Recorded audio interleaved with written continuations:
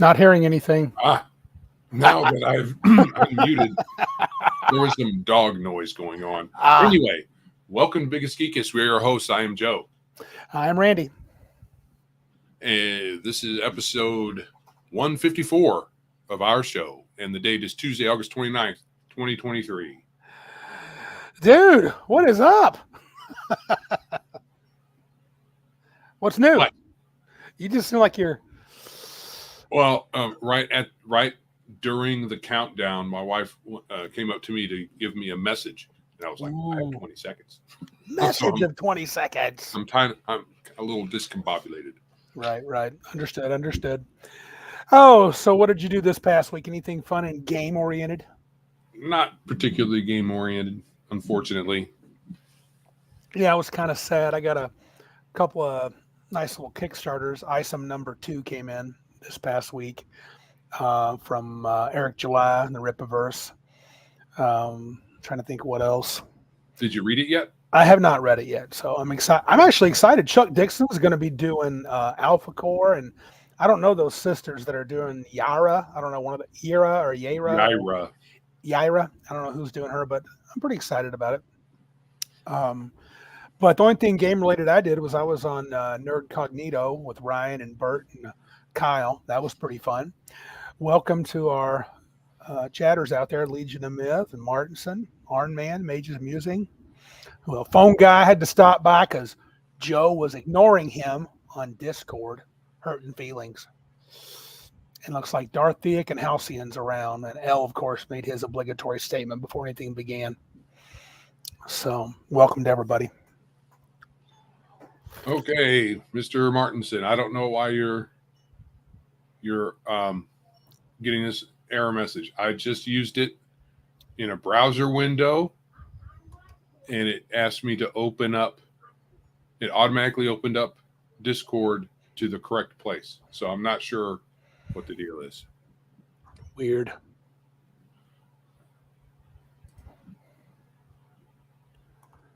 Yes, I have absolutely no idea why. Let me, let's see. Edit channel, duplicate channel. Let me see. What you doing, man? Messing with stuff? Well, I was just looking over at the Big Geek Con Games thread that exists and people have posted in. Oh, okay. And including you. Yep, I have posted. So not sure what else to do. What can you do? I mean, it's just life in the big city. I was hoping to be able to show a PDF. I need to set up a Google Doc or Google Sheet so people can fill it in. I've got several people that have already offered to set up games. I know I'm running a couple. It's already set. The guys from Horde Wars are running 5 sessions at least. And then Flady's going to run a couple. So it's starting to fill up. It's pretty exciting. We're going to have some games. Cool. Yeah. But anyway, so I did have a bonfire, which Joe also didn't come to, but that's okay. We forgive him. We played Werewolf. It was fun. So it was a good time. A lot of crews rolling in now. Larry Elliott's in the house. DM Blackwall, the man, the myth, the legend. David Quill. Look at those guys. And Bruce. I'm sure he had mentioned Advanced Bestiary. We should give him a little shout out. This was kind of a reach. Well, we're going to get to him anyway. Nobody is talking about complaining about characters getting killed at all, let alone monsters augmented from the Advanced Bestiary. Yeah. Anyway, I also didn't hear anyone complaining their characters were killed by monsters augmented by the Advanced Bestiary, but they will be complaining, and soon. So, Martinson, I'll get you on there. I just need a little, I know you're doing Pathfinder X-Crawl, so Maximum X-Crawl, I believe is what it's called. So we'll get him on there. It's not a Google Sheet yet. I'm going to turn it into a Google Sheet. I think I can do that. So, and then everybody can sign their own stuff up. We'll put a link to that Google Sheet in Discord. I should be able to do that, right, Joe? Is that possible? Put the Google Sheet right into Discord? No, put a link to the Google Sheet, right? Oh, link? Yeah, that should work. Links should work. Cool. All right. I'm going to say hello to Rumble. Oh, I know what I got. I also got Cities by Numbers by Kevin Crawford. those books are beautiful. His what was it? Worlds by Numbers, Stars. No, Worlds Without Numbers, Stars Without Numbers, Yeah. Cities Without Numbers. We got to get that to the table. Those are some cool looking books. I want to play them just because they look cool. So hopefully the game is good too. I don't know if anybody in the chat has played any of the Without Numbers games. It's a take on old school. Yeah, I understand. It looks a little different, so I think it would be fun. I don't know how it plays, but I definitely want to jump in there. Oh, did you hear? I just heard today that Dr. Greg Gillespie, the guy who did Barrow Maze and Dwaro Deep, he is doing a role-playing game, Dragon Slayer, which is his take on Moldvay spiced up with a little 1E action. Okay, that may look good. So it's basically his home rules he wants to put out. That could be good. I think it's $60-something. It'll be nice. I mean, he always does just really nice stuff. Groovy. But yeah, no gaming, unfortunately. This weekend our game got canceled. We're going to do EarthX and it didn't work out. So Labor Day weekend. So I have some time off. So I would like to be able to, maybe I can squeeze in a one-shot somewhere. I don't know if you'd be available. It's possible. Okay. But yeah, so that's what I've been doing. Groovy. Yep. Well, we had a few bugs got squashed, so we finally got the module up on the site. So it's there. I have a link. I guess that's kind of game related. Yep, that is. Big Geek Emporium. That's cool. Yeah, we'll talk a little bit more about. I think do I have something else I can mention it now? I guess I thought I had one more thing I wanted to say about Big Geek Con. I don't know if I mentioned last week. I just got information that Lulu has shipped my 30 copies of Tragedy at Tygon's Falls. So I will have physical copies if all goes well for that adventure. Good deal. Yeah. Shall we dive into the first topic? Well, moving the goalposts is our main topic tonight in D&D. Is that going to be like a new moving the goalposts? Is that a kind of a recurring topic kind of deal? It could be a thing that we do. I just got I forgot what I was listening to somebody, and just someone mentioned levels of play, and I got to thinking about this because I'm always everybody's always working on their. Thanks, David Gwill. You are the man. So, Bruce said, did you get another ticket paid for? Joe, that's a question. Do we have another ticket paid for? We should have. Bruce bought another one, so we should have a freebie to give away. Okay, I will look. So we should do that next week. Yeah. But while Joe's looking, David Gwill, thank you. I'm going to have physical copies in my hand. I'm going to show them, show the physical copy a little bit next week. I'm going to have them for sale for $10 at Big Geek Con. It should be pretty exciting. I'm excited to see it in print. Someone told me there was already a review of it. I think it was Patrick told me there was a review somewhere, maybe Big Geek Emporium. And if Jack the 71st shows tonight, he might have done a review or getting ready to. To answer Martinson, he asked me directly, he goes, Randy, this is personal. Did you get the email I sent you about the new Monty Cook one? Yeah, and I just kind of deleted it, dude.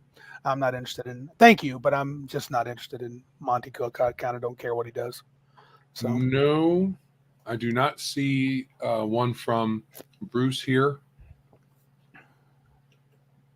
The last one we got was on August 22nd. And you have an actual person's name attached to that? Yep, and it's not him. Not Bruce. Okay, so something's up. I don't know what it is, Bruce. Sorry, bud. So we did not get another ticket paid for other than someone who actually purchased one. So anyway, let's actually get to the topic. So yeah, I was considering this, and someone talked about levels of play, and I was wondering. Oh, you got interrupted. Oh, I was asking you if moving the goalposts was going to be kind of a recurring topic. Sorry, yeah. I kind of think it can be. I think I'm gonna see if I can expand it. I know with experience points, which is what we're talking about tonight, I kind of think it fits pretty well. This is an idea that I've had for a while. You've heard me talk outside of the show. Well, right. So moving the goalposts isn't about tinkering with the rules per se, not in general, but moving the goalposts is talking about tiers. Well, it is tinkering a little bit. Okay. Only in the sense of how you give XP awards. So I was thinking, adventurers as they progress, certain things are more or less valuable to them. I mean, when you're 13th level, how valuable is 10,000 gold? Probably not much. I mean, you're Well, probably. yeah, with the way gold works in a standard D&D game, at some point gold loses its luster. And so I kind of, and Joe sees this, I laid out this sort of 4 tiers of play. And this is just my idea, probably based somewhere in the neighborhood of old school, maybe even, it doesn't really matter. It's just, I don't think everybody would agree with the numbers, but that's not important.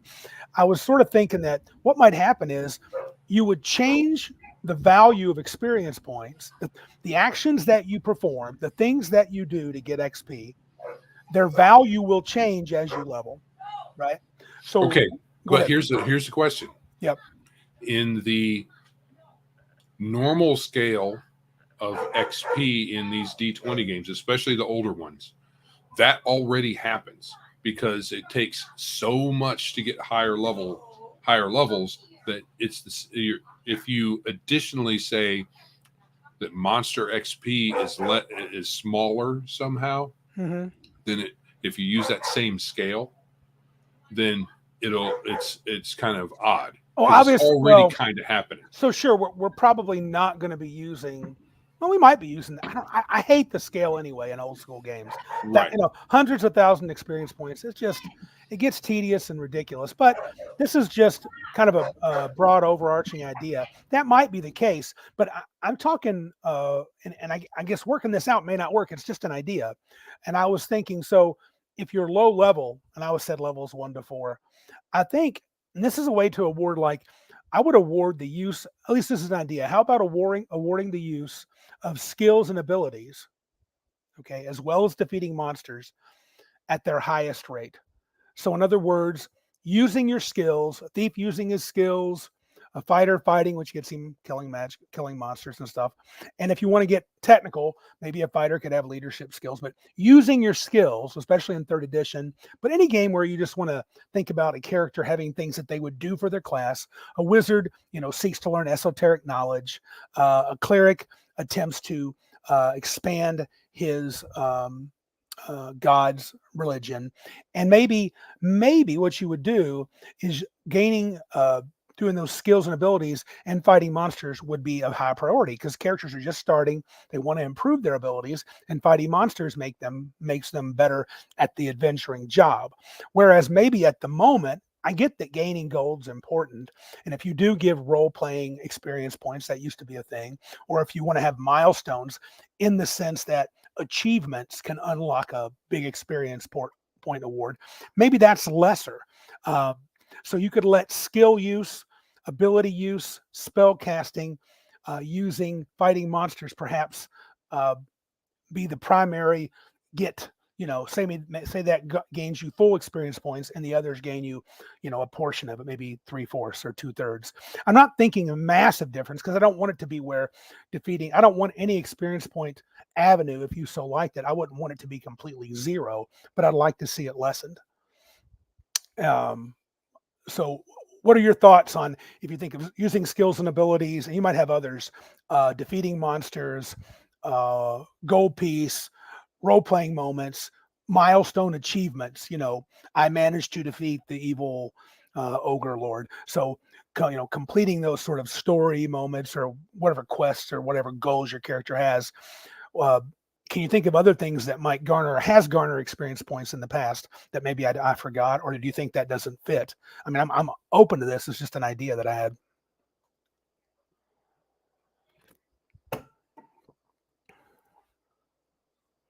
Oh, you're on silence there. I keep having to mute because of our doggies. Oh, okay. If we are trying to track all of these individual items, one, it's going to be a bit of an accounting issue. Mm-hmm. Sure.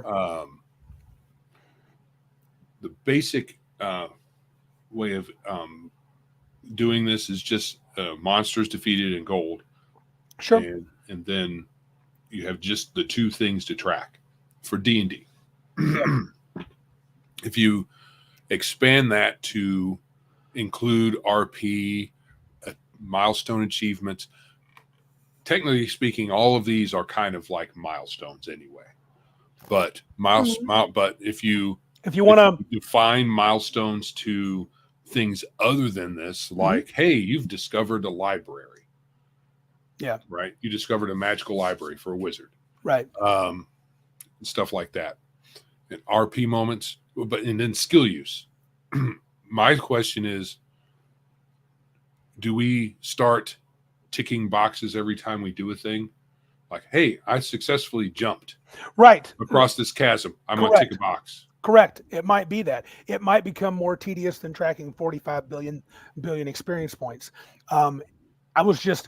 My thought was, as a concept, it could be fun. So let me maybe I'll finish to the next level. So when you get to the mid levels, gaining gold and fighting monsters becomes more important as you build towards your domain. If you're thinking old school play, several people made comments, and I'll get to them, but maybe I'll cover it here. And then experience points for milestones, accomplishments, RP, skill use. Maybe that starts to slow down, because at this point, your skills, I'm going to say they're set, but you're pretty darn good at what you do by the time you're 5th or 6th, 7th level. And so maybe the experience point value for just picking locks or just fighting monsters or just for casting spells may not be as much. Maybe you have to do, get more gold. So gold accumulation becomes more valuable at the mid levels because you're closer to the domain level of play. But there's no doubt this could be complicated. I think I'm gonna fiddle around with this more. This was just a quick idea, but I think maybe you could do it if you set up some sort of multiplier that fit on all the different, let's call them paths to experience, right?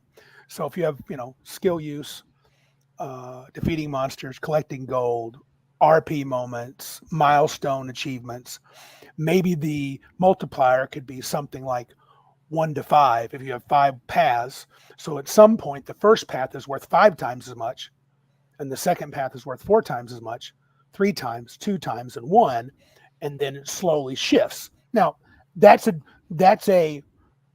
lead for an interesting, maybe we'll do this at the end, but that would lead for an interesting, probably change in the way players approach things, right? If they know that gold's worth more, let's get the gold.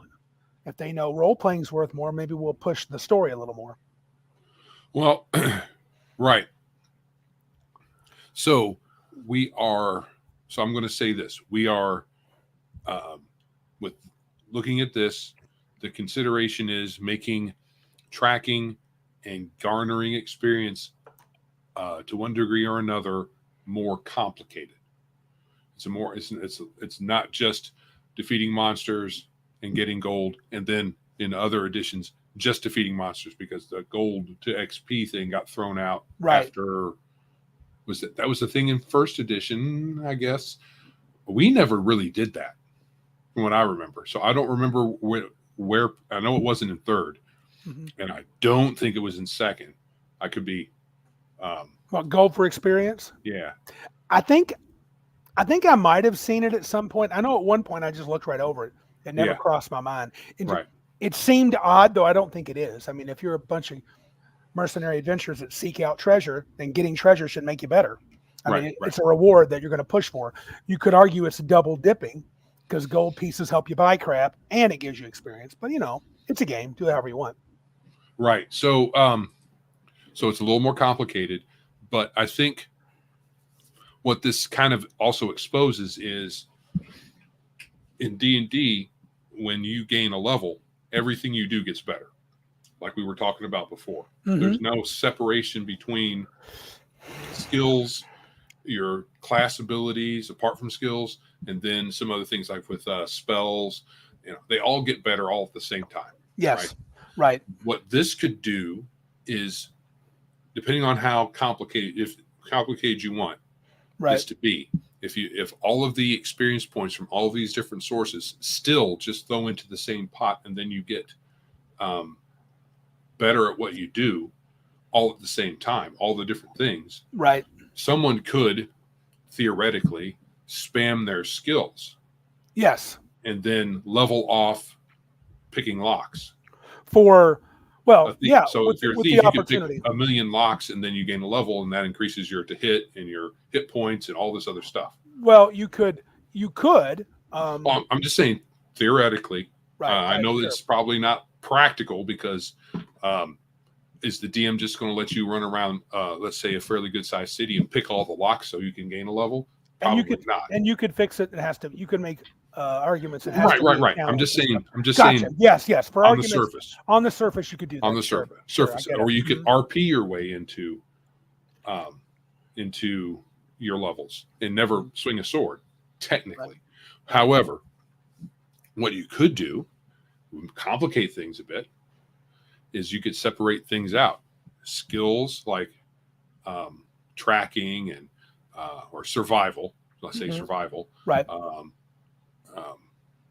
The thief skills that have been in 3rd edition taken out of the class abilities and made into just skills anybody could take, like sneaking and disable device and all that stuff. You could have that on an experience track separate from a set of things that happen when you increase your character's level. Yeah. Right. Yeah. And then you have your milestone achievements. You could have a 3rd track that gives your characters things outside the purview of your level gains for your class and the skill gains. Anything that's special beyond those things, like movement toward goals. Well, no. I'm just saying the milestones create a separate track, and then you can assign things that make your character a little better based on that. Maybe. Oh, yeah. So you get this achievement. Oh, you can become the mayor of a town, and then all your achievements can further benefit that. Okay. Right. Gotcha. Yes. So, barring that, you could have a skill track and a class track. Yeah, and again, I'm not saying it's easy. It's just something that hit me. I want to hit a couple of the comments here before I move further on. Yeah. Mage's Musing said, AD&D 2E had all of that as a system. Fighters got extra XP for combat, wizards for casting, clerics for furthering their ethos, and thieves for rogue skills, plus role play, good ideas. Yeah, I get that. That's not really what I'm talking about, though. I mean, it's a thing. It's understandably a thing that I'm talking about. But I'm saying a problem. There's a problem with all that. Sure. With casters. Yep. At low level, if you get experience points, if you get more experience points for casting your spells and you only have 1 spell to cast, yep, and you get sucky experience for fighting compared to the wizard, the fighters, sure, then not only are you on a slow track because of the amount of experience you need to gain levels in those systems, but you're getting less experience because at first level you're casting a spell and then waiting the next day. And if Randy's your DM, you might have to wait till the next session to get your spell back. True. Right? True. Well, Mage's Musing makes a good point. XP for thief skills are only awarded when there are stakes, though. You can't just use them willy-nilly. And I would say the same thing for spells. Maybe because of that, if you have a limited number of spells, you know that as the creator of the game, maybe when you cast a spell, it's worth more. Maybe meaning you get as much experience points as a fighter killing 15 orcs. I know. Yeah, I don't know. It could be tough. I get it. This might be a difficult thing to do.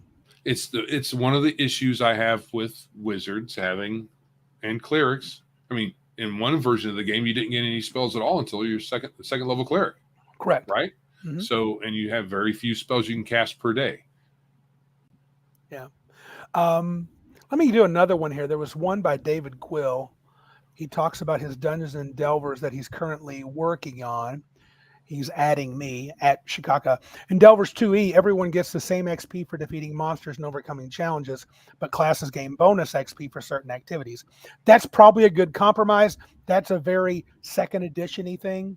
You get bonus. When they do the bonuses, a lot of the different D&D versions, you get XP bonuses for high stats. But what you can also do, like what David Will is saying there, is just have you can, at the end of the session, there are ways for you to grab XP bonuses for the session, let's say. And if you successfully do these things, you can get bonuses added. You can get percentage bonuses. Yeah, That sounds true. cool. It does. Halcyon H says this from Call of Cthulhu has a nice system. If you succeeded a skill, mark it down. At a point, you roll percentile dice to have a chance to increase your number and then roll to see how much you improve. That would be an interesting thing where maybe not just I'm going to try to use the skill for the heck of it, but I'm going to actually have to succeed and then I get a chance to improve. But you could say just using the skill doesn't garner you the experience points, but succeeding at it garners you the experience points. Well, I think there's a version of Call of Cthulhu or some other system, depending on which version of Call of Cthulhu, there you can get experience for failing as well. Mm-hmm. And some systems award more for failing than succeeding. True. Patrick Demo said something I'm not sure I understand. He says, any game that gives experience points for actions usually puts a direct stop on skill spamming. Oh, they recognize that. Yeah. I was just saying, gotcha. On a theoretical level, I'm not saying anyone in their right mind would allow that, even if the system didn't let you do that or let you do that. Sure. It would be silly. And DM Blackwall says, sounds like you're talking about the difference between level and skill-based character improvement, D&D versus Traveler. I kind of am, and I'm really trying to. I don't think I'm trying to fully bring skills into the game, but I think as a corollary of this suggested theorem, to get mathematical for a minute, this theorem of changing experience point gaining, or this idea, this proposition, I think maybe it might be that D&D might have to be more. What's the word we use? Not minuscule, but granular. It would maybe have to become more granular. And it depends. I mean, it may not float a lot of people's boat. Third edition was more granular with the skill system, and it ended up being okay, but not all that great. Right. So getting back to DM Blackwall's comment, there are hybrid systems. Yes. Right. You don't have to tie everything your character does and gets better to their character level. You can have different experience tracks. It makes the game a little more complicated, and in the end of the day, it may not be good, but it would be something interesting to try. But I don't think that's not really the point of what you're getting at here, right? No, not real. I'm not sure if it. I mean, it wasn't what I was thinking of at first. I think what you're really getting at here is something that you have talked about for a while, which is having something happen at different tiers while you're playing.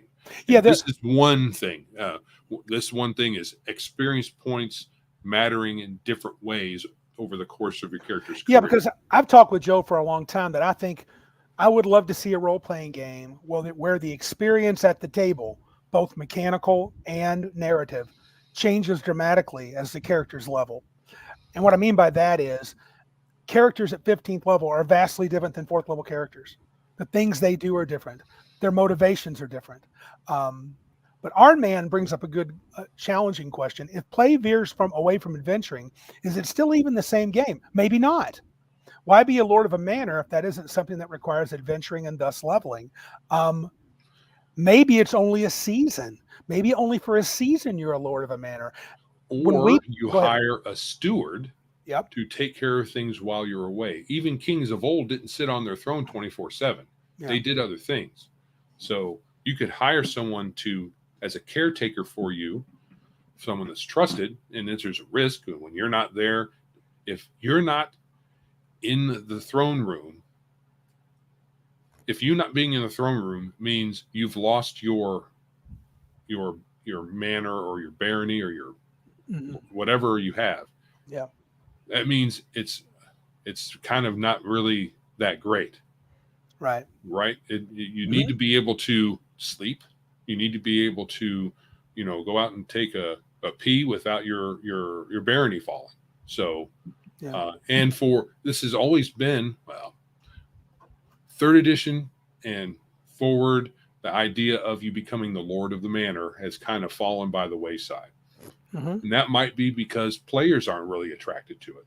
So they moved the game away from it. But it had been for a long time.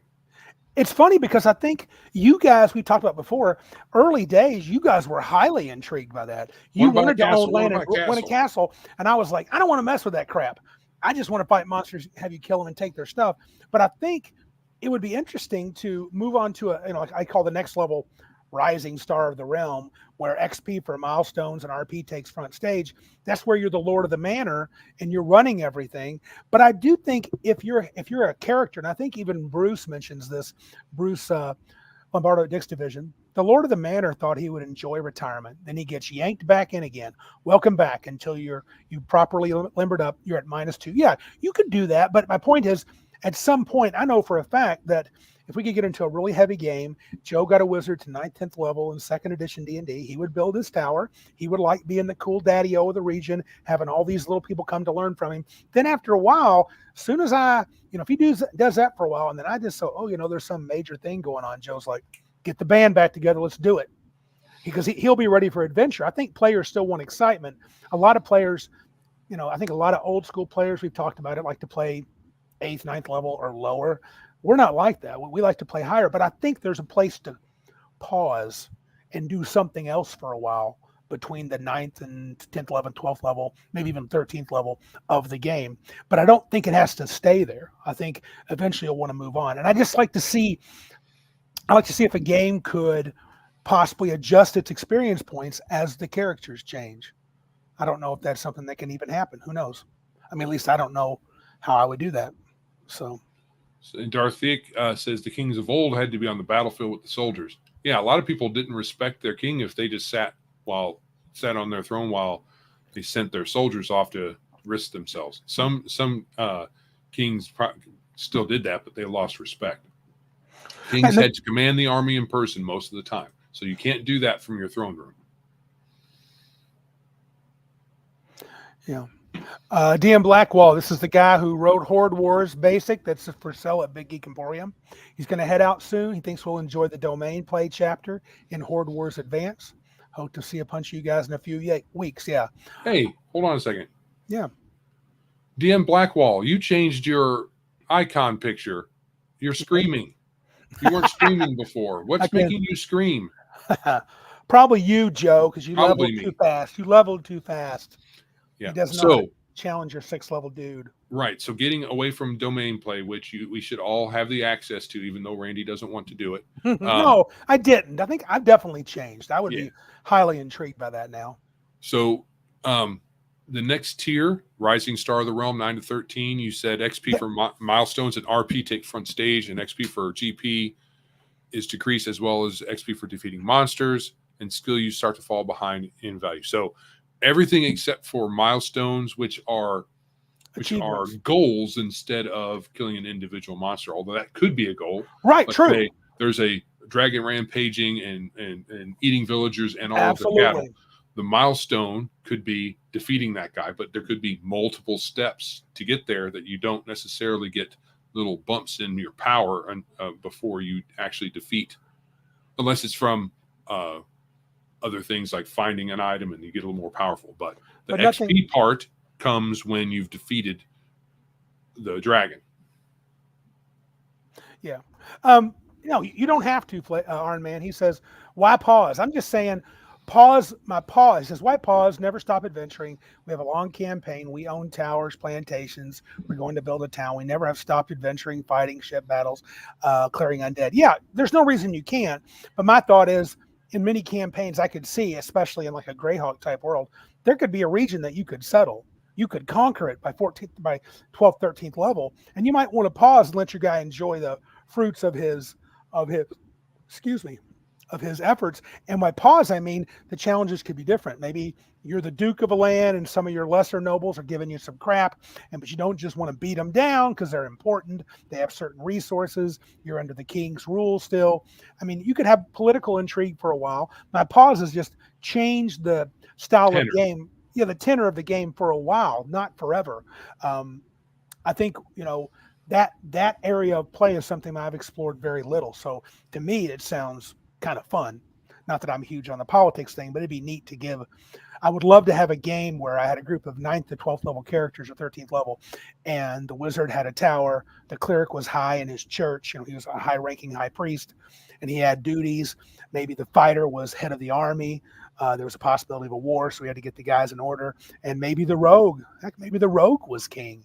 And maybe he had a little guild on the side where the players could kind of have machinations, not against each other, but against their foes in the foes or challengers in a different domain. It's not about drawing swords all the time and cutting someone's head off. Right. So yeah, that all depends on what your approach is, because like I was saying, when you become the lord of the manor, whatever that means, whether it's mayor or duke or king or whatever, all those things depend on pacing. So so you become 9th level as a fighter, in a lot of the early versions of D&D, you become a lord. Yes. And you get a castle of some kind, and the local lord that's higher than you gives you a parcel of land, but you still need to go there and clear it out, and then establish yourself there. Yeah, so, and if you're heading toward an achievement, killing monsters, getting gold could be a part of that. Right. Right.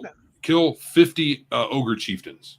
Right. Arnman, your points, Arnman, are well taken. He says the rewards are inherent in ownership, not leveling. Yeah, I'm not saying you can't play the game as written and keep adventuring your whole life and doing all that. Lord knows we've done that. We've done the level 1 to 20 plus a couple of times. I'm just thinking, I would love to see a game where the play changes. Not that it doesn't have to be you all of a sudden start doing political intrigue, but I just like to see something change so that maybe a really high level character doesn't really resemble, when you're playing him, he doesn't resemble what he was like when he was 2nd level. I mean, not just, I got bigger attack rolls and more hit points, something else, right? The way the way that you go about doing your thing is different. So instead of having to go down to the tavern to find your quest giver and then go out into the wild to solve whatever issue that is, as a higher level adventurer or personage in your campaign world, things are going to change gears a bit, right? But is it okay? So what I was going to say before you said that is, you can maintain the adventuring part when you sit down to play, and then you can have, even when you become the lord of the manor and you've cleared the area and you have your castle, and now you're going to start raking in the tax dollars of your hapless serfs. Well, the amount of time you spend at the table dealing with your dukedom or your barony or whatever it is, how much of it takes up table time, and how much of the getting back to the adventuring takes up table time. So you can do both. Yes. You can say you're the lord of this castle. You rule everything within 50 square miles or 100 square miles, whatever it might be. You have this list of people as your direct subordinates. What do you want to do now? Well, I want to assign somebody as my steward to take care of this place while I'm gone. Okay. And I'm raking in, what's the taxes? This is the taxes. Are there any problems I have to solve right now? Not really. Okay. What's the adventure? Yep. True. Mage's Musing makes a comment that I agree with. That boils down to the role play choices of the players. Yeah, I mean, players may not be down with that. I mean, Joe might get into 10th, 14th level and be like, I don't want to rule. I don't want a tower. I don't want a bunch of students around me. I'm going to be, El Sphincter of the Realms, and I'm going to stay in this mysterious tower. I'm going to capture a few monsters. They're going to guard it, and I'm going to go do my thing, even if it means going to the plains and, pulling fire elementals from the plane of fire, Or once I'm Elminster's level of power, which is 20 plus, I'm going to have a clone of me there teaching while I'm out, or an astral projection of some kind, something there. He's going to pretend to be me teaching, the right stuff while I'm out doing all the fun stuff, adventuring. Yeah. That's what I'm going to do. Yeah. I'll bring like 5 or 6 underling wizards. They're like 10th level. Mm-hmm. And throw them at the bad guys. Use them as human shields. They can cast their paltry little spells while I'm casting the big ones. Yeah, all fun. Our man said something. He just added something else. I want to show both of them, but he's responded to Mage's Musing. He said the players run our game more than the DM creating plots. I have found that to happen almost all the time. Meaning, Lower levels, maybe not as much. Not that my players won't take initiative, but I do find as they get enmeshed in the campaign, the things they find interesting, the things that they push me toward, they're practically writing all the adventures. They'll be like, "Oh, we got to find out what that crazy black wizard's doing out in the forest," and I'm like, "Well, I guess I better figure that out," because I dropped a hint somewhere, and I think he's up to something. And so, yeah, they definitely drive the story that way. I think that's true. And our man's got a very cool little just a character story. He said he started out as a priest, is now a cultist, and now a captain of a ship, and has a court case to make in 2 weeks about a land deed. In the meantime, I have an adventure under the monastery. Sure, that's cool. That's cool. Nothing wrong with that. Right. Mage's Musings says there's no way I can get to be Elminster level in his game because he likes a slow burn. Good luck getting Elminster's level power in your lifetime playing my game. I like a slow burn. Good deal. I'm glad you're not my DM. Hey, I like it. I'm down with that. I think characters should be happy at first level for 7 years. 7 real years. Thanks. That's ridiculous. Joe's too old. He wants to be 20th level in 6 months. No, not necessarily. I know, but you don't want to wait around.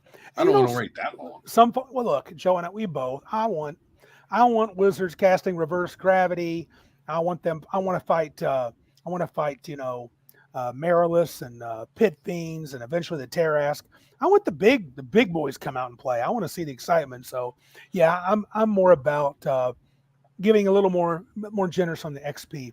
But I think the thing is though, when you do that, yeah, you need to make sure that it's commensurate with the danger level. For sure. Right. For sure. So yeah. I'm not for floods of experience points and treasure, but just fighting goblins all the time. Right. I'm for it being dangerous and risky and getting into evil's face and giving him, well, not the finger because I don't give the finger, but my characters might because they're not me. But I'm into the players being put in dangerous situations and getting rewarded for it. Correct. So if my character has, walked across the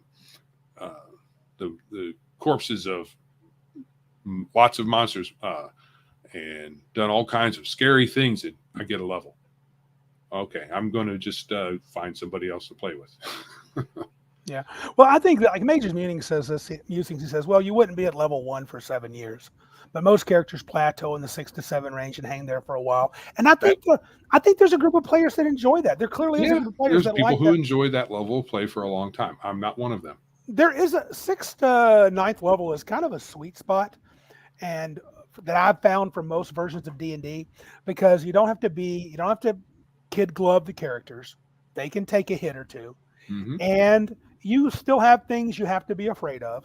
There's something sweet about that. But with a little work and the advanced bestiary, you can absolutely challenge super high level characters. Right, Bruce? Then the last one, of course, is the Heroes of Legend. 14 plus as high as you want to go.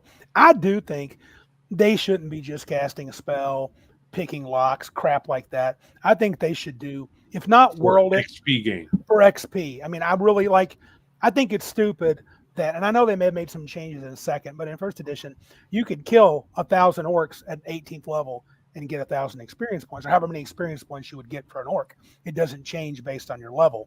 Whereas, and I did this early on, I said, no, because you guys want to go farm XP. We're going to go kill those 72 orcs. Yeah, you're 12th level. You can kill those 72 orcs and you're getting no experience points for it. Yeah, because it wasn't a challenge whatsoever. Wasn't even remotely a challenge, and I don't give it. Not at risk. Yeah. Yeah. And I think Milestone is kind of would be the king there to sort of do world impacting or amazing or legendary things, accomplishments that make your character renowned, more than just a local hero, but a world, a legendary, icon, if you will. I think that would be kind of cool. So I don't know if it's worth talking about my example, but I was just fiddling around with the gold pieces and thought, what if at low level you got 1 experience points for 2 gold pieces because it's not as important as using your skills. And then mid-level, you get 1 experience for 1 gold piece. At the Rising Star level, you get 1 experience point for 3 gold pieces. And then the Heroes of Legend, you get 1 experience point for 5 gold pieces. That's just an idea. I don't think that's a mathematically sound thing. I was just screwing around with things. That's kind of fits. That example fits just what I mean by how the value of the activity would change based upon what tier you're at. Well, yeah, that sounds all right. You also were wondering how it will affect play at the table. Yeah. And a few other things. It would have to take play to figure that out. Yeah, I think it would. It would depend. Okay. So if you got a bunch of folks at your table who are raring to go and plateauing at any point for any length of time, more than a few months, I mean, playing 7th, 8th, 9th, 10th level for a few months, that sounds fine. Or even if the people at the table are fine with playing that for however long they want to play it, however fast or slow you gain experience points for that table of people doesn't matter. No. So your rate of experience point gain is dependent on the players, including the DM. Sure. What they're comfortable with. So whatever feels good for you, really. So if this chart you have here with the 1 XP to 2 gold piece thing works for you for those levels, I don't know. then that's fine. I don't know if there is a like golden number, right? No, I don't. And it would be based upon your experience point chart. A few several comments back, David Gwill mentioned about how, 2,000, 3,000 experience points to gain a level. Sometimes a few experience points for this and a few for that is kind of a pittance. Before we go on, Darth Theik backs me up. He says, and I agree with him here. He says, Randy, that is something I liked about 3.5. You gain less XP for fighting weaker monsters. Yeah, it just wouldn't really give you very much. But I don't know if I care that much. I think when I say what I mean is, I think Joe's got the point of it. And the way I've always DM'd is, to be honest with you, I've rarely tracked experience points. I've done it a couple of times in Hyperborea. I did it a few times. I just kind of say, like diminishing returns for you. It feels look, if I think you guys did something cool and it was tough, I'll give you a lot of experience points. And maybe I'll just do everybody levels, but not so much in an old school game because, everybody's got different abilities. The low level thief sucks compared to a low level fighter. Everyone has a different chart. Right? And so I might say, okay, this was a good adventure. Everybody gets 2,000 experience points. That was pretty easy, and it wasn't because you guys were particularly ingenious. You just completely steamrolled everything. You only get 1,000. You're like, what? We took longer. I said, yeah, but it wasn't really much of a challenge. I guess maybe as we discuss this, I'm starting to think the way I've done experience points, just kind of winging it in my head. Maybe there's a way I could codify that based purely on challenge, and I guess not challenge rating because that's a frustrating thing, but maybe I can't codify it. Maybe it can only be something that at my table Randy feels thinks this. How would this how would that figure into your group of characters who plan a lot? Yep. Right. And make the correct combination of preparations for the encounter. Yep. And because of that, the challenge, which could have been, balls to the wall, becomes much more manageable, and they succeed more handily than they might had they not made those preparations. Do they still get less experience points? No, I wouldn't say they get less because that's ingenious. I would also want to reward ingenuity. I'm saying, one adventure that's the relative same length as another one. Say you only get 2,000, you get 2001 because it was super tough. And the second one, it wasn't because you were ingenious. It wasn't because you were crafty. You just walked in, punched it with your sword, and cast a spell every time, and you beat it. I'm not knocking you for it. I'm going to give you XP. You did accomplish the goal, but if it's not that much. Now, if you're crafty and you go win, they could pretty much own that vampire lord, but they were only 5th level. Things fell their way. They were careful to enter the castle Ravenloft, through a secret door. They avoided all the guards. They played smart. I mean, they deserve experience points for that, in my opinion. Right. I guess probably, as much as I talk about this and I find it interesting, in the end, should I ever write a role-playing game, I'm not sure if I'm going to have detailed you get 200 experience points for this and 30 experience points for that. Well, it would be good to have some suggestions. Yes, yes. So even this kind of thing, you could have. All of these are addressing kind of the rate of experience point gain, right? So the way the old school did it was it just said the higher level you get, the slower the XP gain is. So they made the numbers really big. Yep. And they didn't, not that many monsters, I say first edition monsters. Oh, right. Could give you They money. didn't give you that much unless it was like a demon lord. And even then, you had to kill 50 million Asmodeus's right. to go from 21st to 22nd level or something like that. Right. So maybe that's not completely accurate, but it is in that scale. Iron Man, you're not far off with this comment. He says, so just let the campaign go wherever it goes and level up if the DM thinks it's time. I'm not against that. I know a lot of people hate that sort of approach, but I think I've used that a lot, to be honest with you. My players don't, the only complaint that I usually get is I don't give out enough magic items in gold.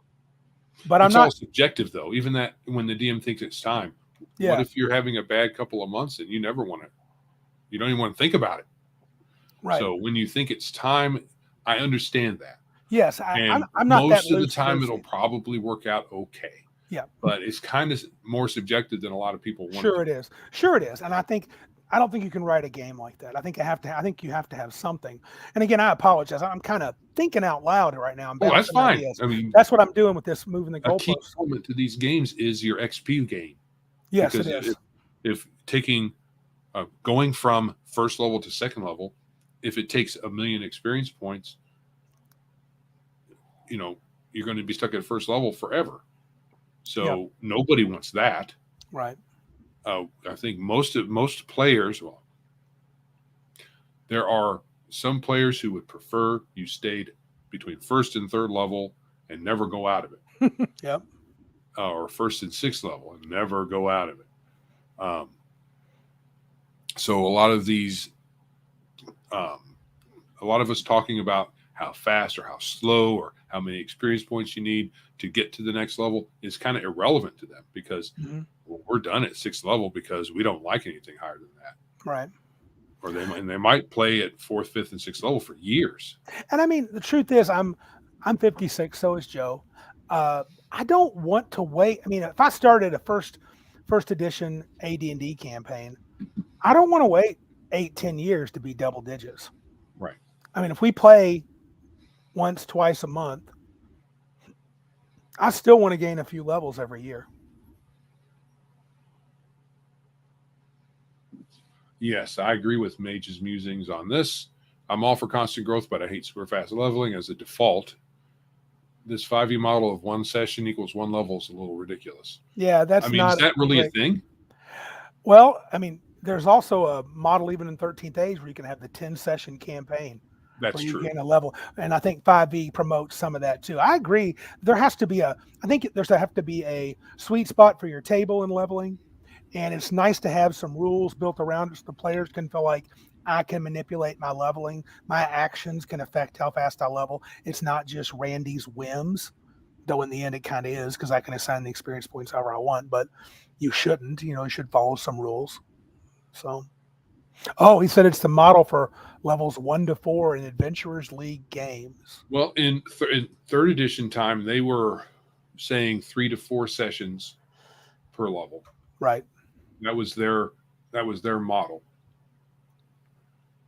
And I know in Pathfinder when we did when I was playing or had some Ungar the Starvarian says I give extra XP for tacos. Of course, he's starving. Right on, dude. Feed the man. If we ever play together, I'm bringing him food every time. I'll be 30th level, Joe. Right. You know what? I think even if you go with your really small amount of experience points to level model that you've been talking about, I think if you have a baseline that you get for monster defeat, and then all the other things like milestones, RP, XP for gold even, those all can just say, depending on how you structure it, those can be modifiers. So you can build in some RP modifiers or milestones into your session based on who the players talk to and how those little RP nuggets go. So let's say the adventurers go into the local tavern, and as long as the result of that is positive, have a positive result from interacting with the bartender or probably the bartender, because the bartender's almost always the quest giver. So sure. But it might be the mayor, it might be one of the local tradesmen, and you assign because you had this positive experience with the bartender, especially if it segues into the adventure. Maybe they give you a little bit extra info because you've thrown them some gold, you've talked nicely to them, apart from other adventurers who just want to kick the NPC's teeth in whenever they even open their mouth. Mm-hmm. Well, then, hey, you get a 5% extra XP at the end of the session or adventure or whatever you want to do. Yeah.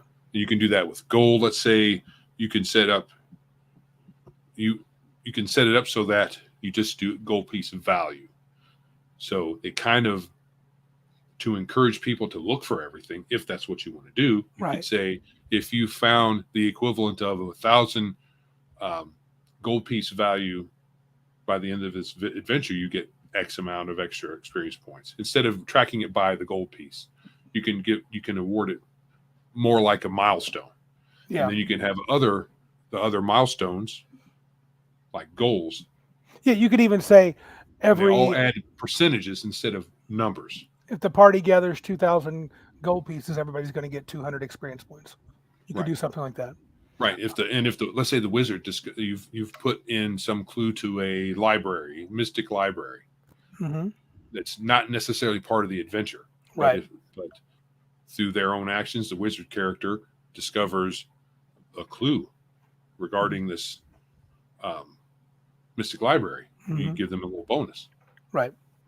And that's kind of how 2E sort of did it. Bruce made a comment on 5th edition, Bruce at Lombardo at Dick's Division. I hate how the pacing of a typical campaign is, I think in 5E. I'm 23 years old and I'm the greatest wizard in all of history. Power leveling, 5th edition really just ruins people.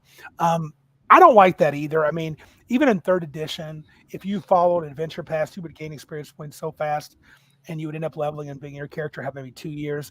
I think you have to build in downtime. Seasons need to pass in a campaign world where every adventure is not every other week. It's the very next session. Oh, must be the next day. No, it's actually 2 months later.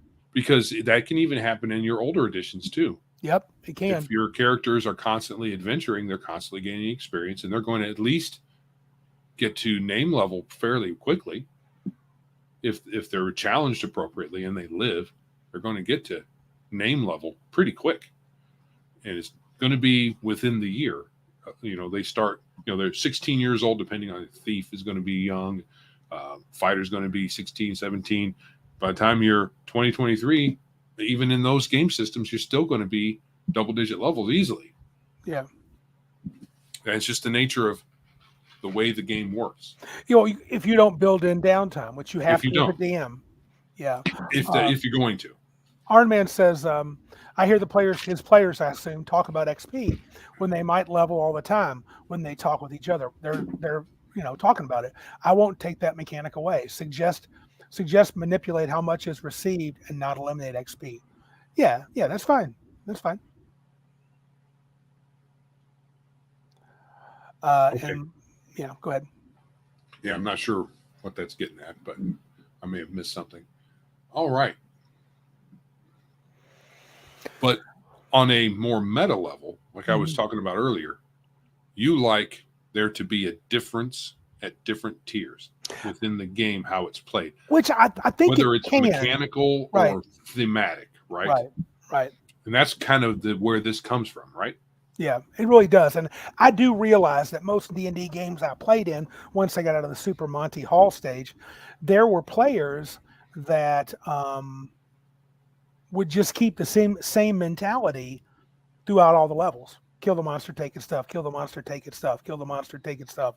And I was kind of like, even if it wasn't a particular challenge, they would grub every gold piece. And in third edition, it got worse because you could sell gear and buy better gear. And so people were collecting swords and shields and armor of the goblins, and they'd have 4,000 suits of leather, or not 4,000, but 40 suits of leather armor and 40 short. How many short swords are there? And I'm like, oh my God, come on. That is so So tedious. then we got to the point where we just wanted to say, okay, looting corpses is looked down upon. Right. Touching dead things. You don't, once they're dead, you don't want to touch them. Which, because we wanted to overcome this whole piles and piles of stuff that you could probably sell for something, but you didn't want to deal with it. Yeah. And I get that, but that also introduces some weirdness. Yeah, it does. It does. Patrick said it was perfectly fine touching it with your sword until it was dead, but now that it's dead, ew. Yeah, it's weird. Patrick Demo says, I think it was Gygax who said that game sessions mirror real world time. Is that right? I thought the concept was weird. It's 1-to-1 time that people are talking about that I think is weird as well. The time between sessions is what he had said, says Malachi. He helps Patrick out. I'm not much into that. I'm not in. It's not 1-to-1 time for me. No way. The campaign world is a different place. They do different things. And I think downtime is important. Both Bruce and Mage's Musing are sort of talking about that now. That you gotta squeeze that in a little bit. If you don't, you get those 23-year-old archmages, which is just, I mean, you might have that once, but that's weird. Anything else? I have nothing else to say on this topic unless you do, Joe. You want to tell them to do some things or not? Where are you at? Yeah, we should probably tell them to do things because we always want to tell people to do stuff because that's how we are. Like subscribe. Yeah, baby. If you aren't already, subscribe. We have kind of a low census today. Do we? Only 10. Oh, well, it's all right. That's the way it goes sometimes. Good comments, though. I don't mind. Good people. A lot of comments. Yeah. Yeah, subscribe, hit the like, hit the thumbs up. Follow us on your podcatcher of choice. If you're just listening to the audio after the fact, leave some reviews somewhere. We might get to them. And actually, you know what? I forgot to. What's that? Forgot John's. John. Oh, you want to find that? We're supposed to. That's something that's coming up. Let me see here if I can find it right quick. I do have 2 more topics, but I'll keep looking at what folks are saying. Maybe I can comment. Malachi says, it is necessary when you are running an open table, which is what the game originally was. Gary must have had close to 50 players, but not all showed up at the same time. I guess you're caping up for 1-to-1 time. Maybe it was. That's a very different style of play, an open table. So, yeah. Yeah.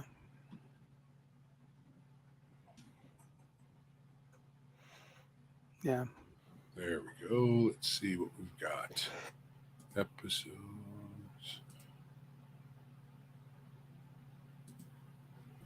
Hope I didn't get that sneeze into everybody's ears. I think I got it shut down in time. I didn't hear you sneeze. Good. Because I almost blew my head off. Folks are talking about magic items and tracking piles of loot. Oh, Arman says he lets the players do all the bookkeeping, which is pretty good move. Pretty good move. It's not my job to keep track of your crap. That's true. So anyway, do you have John's thing up there? Well, Spotify bought Anchor. Our what's that? Bought Anchor, right? Yes. Spotify bought Anchor and they changed the layout of everything. What? So I'm looking for where the voicemails are left. And it's not where it used to be. Because what you used to do is you click new episode. And then there was a section on the left that had various things you could select to add to your episode. and it also had the voicemails, messages. But it doesn't have that convenience anymore, even though I was never a great fan of their UI. At least it had all that stuff in one spot. Now it doesn't. Let's see if it's with the particular episode. This is stunning. It's yes, I know it is. It's YouTube awesome. not television, but YouTube showing. So let me while you do that, I'm going to talk about Big Geek Con a little bit. So that'll kill two birds with one stone. So September 22nd and 23rd at the Four Points Hotel in Saginaw. I think our saying is going to be try that at a small con. We have changed the pricing a little bit. I think 40 a day was too steep, so we're going to make it $40 for the 2 days, or $20 for one. So if you don't buy your ticket on tabletop events but decide to show up, we will charge you $40 for two, 20 for one. Discord, Joe has set up a place for people to comment on their games they're going to run. I have placed an email address where you can send a description of your game, that game, the number of players you want. If you're going to have pre-gens or you're going to have them make characters, I would strongly encourage pre-gens. I've rarely played in a convention game where making characters of any significant or moderately significant complication was anything but a pain in the butt and a time sink. So having those characters made pre-gen is the best idea in my opinion. I would Mage's musing. I step away for 2 seconds and suddenly I'm being charged $40. What? That's right, dude. We're trying to get your money any way we can. No, we're talking about if you show up at Big Geek Con, which that'd be cool if you could, but I think you'd have to come from Canada, right? You'd be like Mr. Max Boivin. I think that would be the case. I've already got yours, Flatey. Don't worry about it. He says he forgot to email me. I saw your information on Discord. Flatey's going to be running a coalition event called Major's Musing said, joke's on me, he has no money. Flatey One's game that he's running at Big Geek Con is a rescue. It's called Rescue One. I believe the rough title is what I'm using. And you're playing coalition grunts and you're going to be heading out to do a cool mission. Major's Musing asks, where is Big Geek Con? That would be Saginaw, Michigan. You are in Toronto, so it would not be impossible. I have gone from my home school, college here where I teach, to Toronto for a conference. So I have done that. I will go ahead and put, should I put my email address in the chat or not, Joe? Should I not do that? Would that be wise or unwise? Go ahead. Okay, this is the one that I'm receiving. I will put my email address to where I am receiving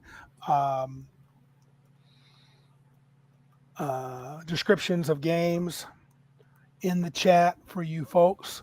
So you can just send it to that Gmail account and give me just a short description, the game system you're running, if you have a title for the session, and how many players you want, and if pre-gens will be involved. I'm going to be running a game for open to players that are even younger than 14. If you're older than that, much older than that, you can still play, but it'll be very low key. Not too bad. A 4.5 hour drive. That's right, Mage. But I understand it's a last minute thing and you got to pay for the hotel. And yeah, it's not traveling like that's got to be planned, I think. But you are still more than welcome. If you make it down here, we will play games with you and you can run games as well. We would be very happy to have you. I would ask those that are coming to consider running a game, at least one slot. There's going to be slots are going to be organized for Friday and Saturday each day. There will be a morning slot from 8 a.m. to 12 p.m. There will be an afternoon slot from 1:30 to 5:30 p.m. and then an evening slot from 7 p.m. to 11 p.m. I have it on good word, the manager at the hotel, that she would be willing to let us push that last slot to midnight if you wanted to do it. I have scheduled an 1.5 hour break in between each slot. People can, of course, run pickup games as they see fit. I think we're going to be having 16 tables. And so that'll be really cool for events. And it will be a good time. I almost can guarantee that. Ooh, what is Mage's Musing saying? maybe next year. I do want to start doing cons. Dungeon Minister is doing his Cleric Con in 2 months. Ooh, where is that at? That sounds kind of fun. I'd like to go hang out with Dungeon Minister. He's a pretty cool cat. So, and I plan on my games. The one that's for the younglings are going to be. I haven't decided on the system yet. I'm still teetering back and forth. Probably a basic D&D, but I'm not positive. And I'm also going to run a portion of my adventure, Tragedy at Tygon's Falls. That will be available for purchase there as a session. Probably starting you off in a in media res format. Right at the dungeon door, but a little less than in media res. You'll be something like that. It should be. Here's the start of the session. There's an ogre in front of you. The sword is mid-swing. Yeah, that'd be great. You see a 6-foot blade coming for your noggin.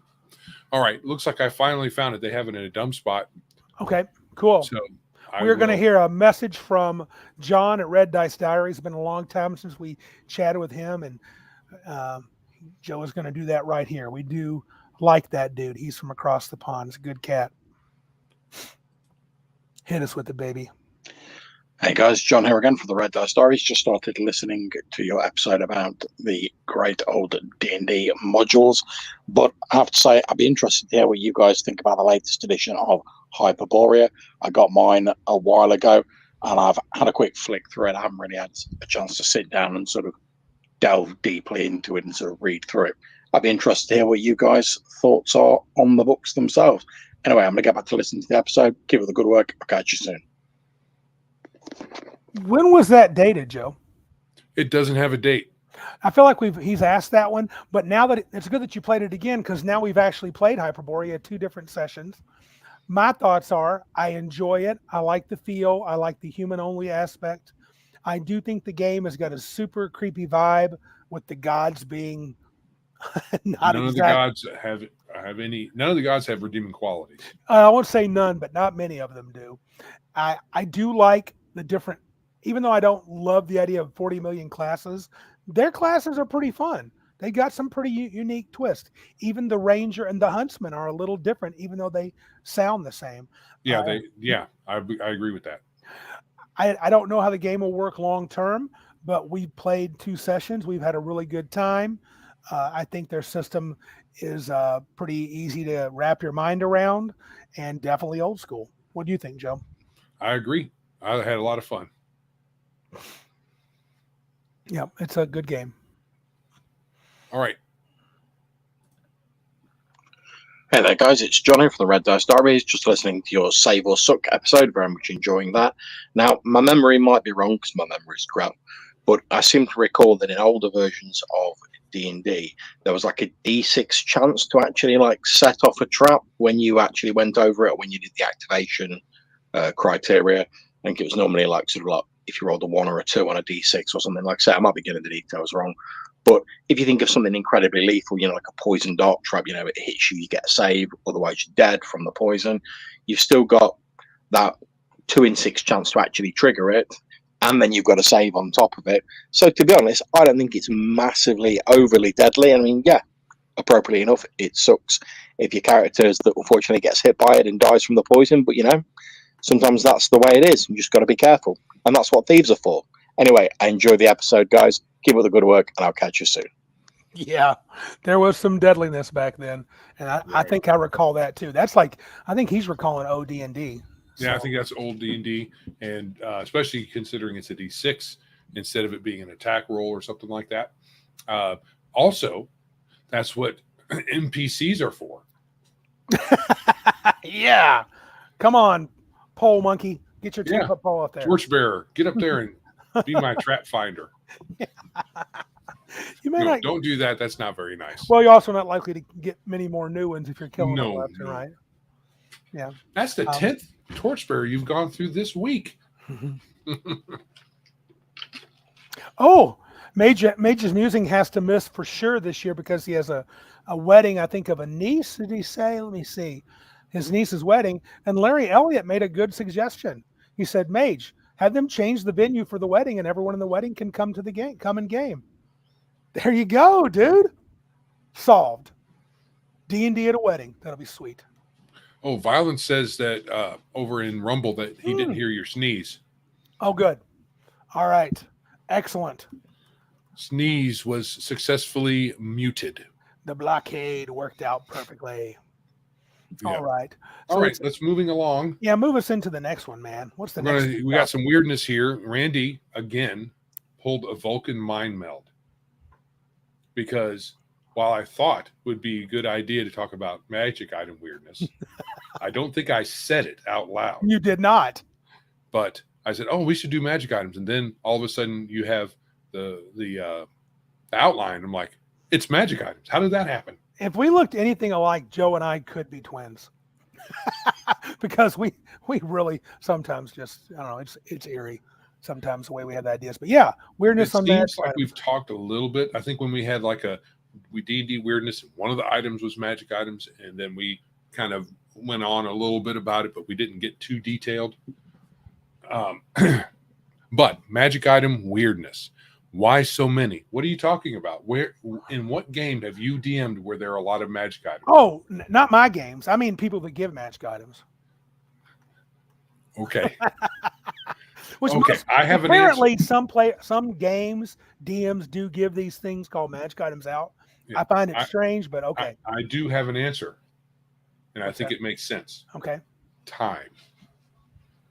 Over time, while there may not be a lot in a particular location, given a large enough geography and a large enough time span, there's going to be several.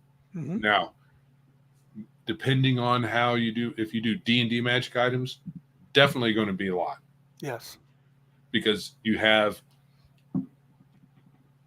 one-shot magic items, you have low-power magic items, you have middling, and you have really big, powerful magic items, and you have artifacts and things like that. Right.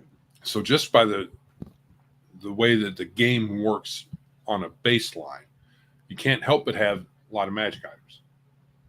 Whose hands they're in, where they're at, that's a different story. It can seem like they're really rare, right? And almost nobody has them because that's going to be the case. They use that language, but it's not like every farmer's going to have a +1 hay fork of shoveling, except in Eberron.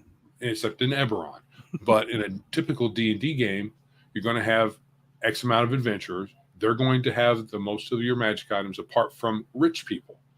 Because even though you don't necessarily have a magic item economy, it's logical if a king drops 1 million gold pieces on your doorstep and he says, hey, can I have your magic items? And then he has like a whole army behind his back. You're probably going to say, okay. I have a question.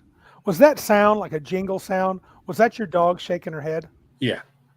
That was perfectly timed. It was perfect, wasn't it? If the king drops gold, ching. Yeah, my doggie Elizabeth is out here looking at me. Hi, Elizabeth. Mm-hmm. Yeah, so what? Just because it depends on what you mean by many. Yeah, okay. More than half a dozen? No. Let's say you have, in a world the size of Earth, let's say you had 30,000 magic items. That's a lot. No, it's not. Yeah, it is. With our population? Yeah. No, that's not a lot. That's how many people should have magic items. 30,000 people should have one magic item. We should have 10,000. How many there should be? Divide that by so many billion, then there's one every very few. No. Right. But there may not be that. There may not even be that many in a particular D&D world, really. Right. I mean, it depends on the DM. Yeah.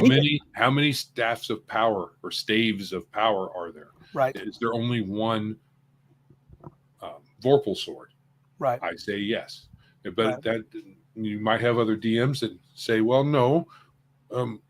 When there's a fighter of 15th level, he's going to have a chance of having one. And if I roll up 15 random 15th level fighters and 3 of them have a Vorpal sword, well, there are at least 3 Vorpal swords in this game world. Well, you could say that, but here's the question then that follows. So who made them all?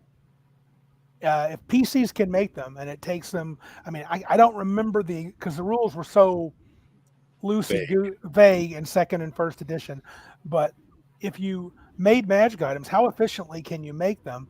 And is it all about, and if it's not about characters making magic items, then who's making them? The gods? And are they just proliferating tons? Or is it just the effect of the world? I mean, my point is, so you have lots of magic items in the world. I'm not saying you can't have a world that does that, but it's kind of weird if like every 5th level captain of the guard in a city has a +1 sword.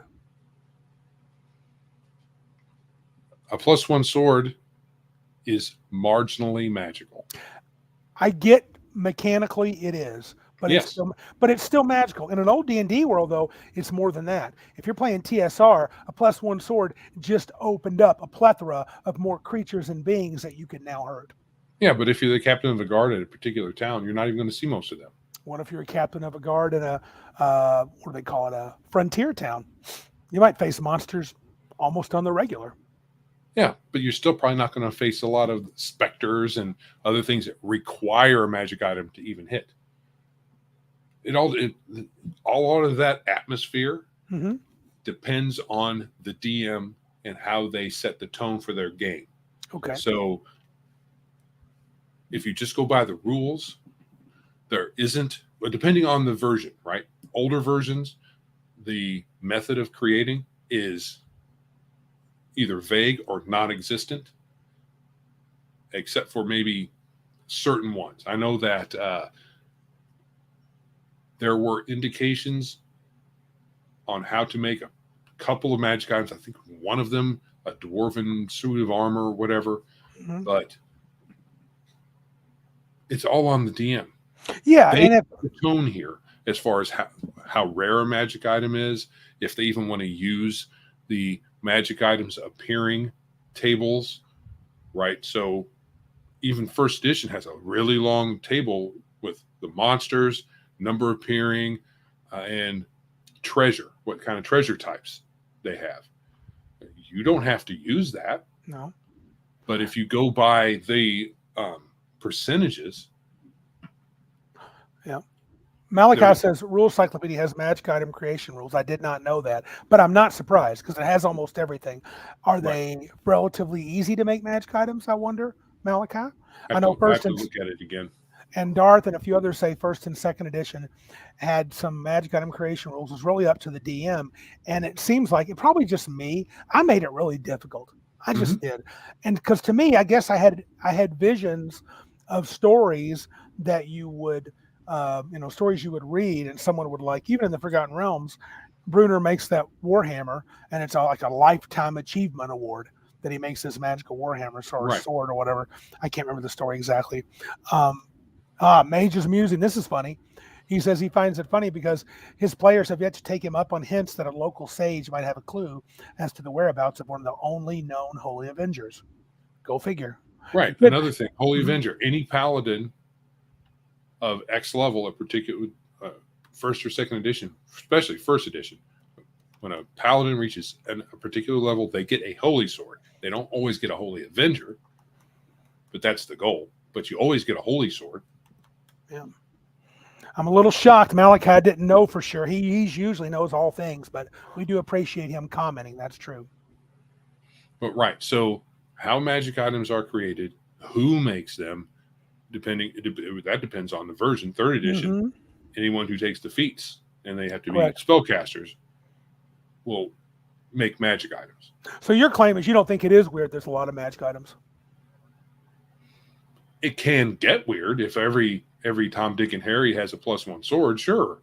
But if you if you follow the percentages in the book, do you think that's okay? Like if you're using, there was pretty rare chances you'd get a magic weapon in a low level first edition game. Right. So I think it doesn't really even start kicking in until 3rd, 4th, or 5th level, and it's still not that great. Yeah. But then again, you had to fight lots of monsters. Yeah. So to gain your levels. So just by the numbers, if you gave experience out as suggested and used the experience point tables, let's say first edition, then you're going to get magic items because you're going to be fighting a lot of things to gain your levels. And treasure tables, and you're going to roll randomly, and eventually you're going to roll that 10% chance to get a roll on the magic weapon table. Right. Sure. Right. So also, if you played the TSR modules, you're going to be loaded down. Yes, with magic and gold. Right, Absolutely. Right. Yeah. So I think whether it's weird or not depends on the kind of game you want to play. So if you want to have Magic City where magic is super common and you breathe magic, well, then it's not weird. But if what you want, the tone you want to set is more that you want to set is more Middle Earth. Yeah. Which I know a lot of DMs like the Middle Earth tone. Mm-hmm. Then having any amount of magic items is going to be weird. Yeah. Because every magic item you find is going to be a treasure of untold value. Right. But so it'd be weird to have an D&D game is not Middle Earth. Right. No, not even close. Right. But Killraven says third edition made making magic items far too easy, except for the experience point drain. That was kind of bad in 3E. Right. 4E brought up magic item street vendors. So did 3.5, and Pathfinder had some street vendors. And they were kind of abstract though.